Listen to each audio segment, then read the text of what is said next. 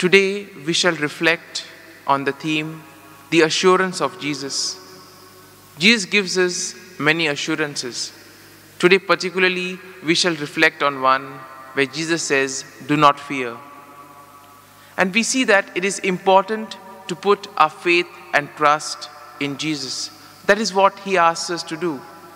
But sometimes we realize that it is not so easy to trust in him. It is not so easy to put our faith. Sometimes the problems of the world are so much that sometimes we feel that God is not listening to us. But as can be seen in today's gospel, Jesus is always there besides us. And he invites us to put our faith and trust in him.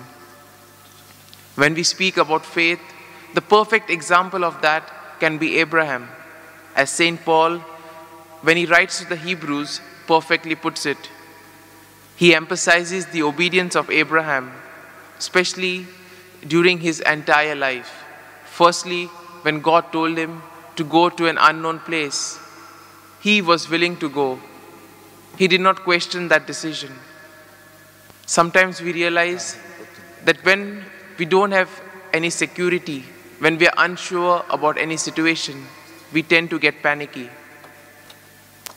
Similarly, as we have seen during the pandemic, there have been so many uncertainties, and this has led to fear, confusion, and also panic among many.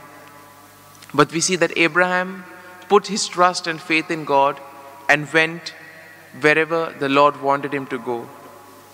Similarly, with the incident of Isaac, God had tested the faith of Abraham, and Abraham was faithful to the Lord.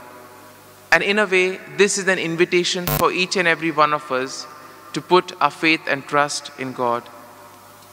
A glance at the gospel of today reveals the stormy journey of our faith. Life is not smooth, my dear friends. We all have ups and downs in life, just like the waves in the sea. But what's important is remaining firm and persevering. We see that at Galilee in the lake, storms were quite frequent. And therefore we see on one hand the storm and the lake, and on the other hand the disciples and Jesus.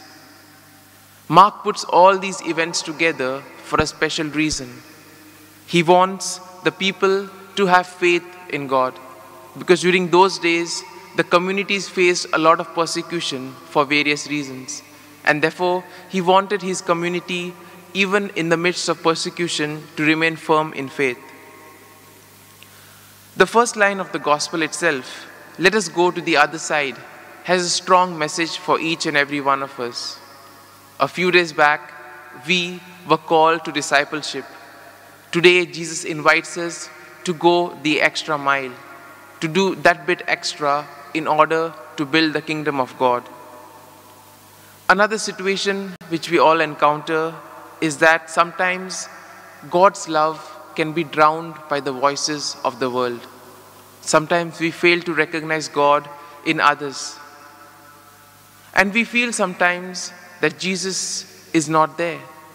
But sometimes we need to have faith that God is always there walking beside us. For example, one can just imagine how strong the storm would have been. The fishermen were excellent swimmers, but even they were afraid for their lives. And therefore when Jesus says, "Have you no faith?" here he implies two things.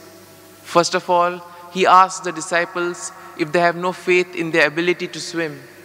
And secondly, if they have no faith in his saving help. And similarly, Jesus too invites us in a way to do our best in whatever we do, and then to place our trust in him. And in this way, let us ask ourselves, who is Jesus for us? Because if we are strongly rooted in Jesus, if we have a close connection with Jesus, then there is nothing to fear. He will take care of everything.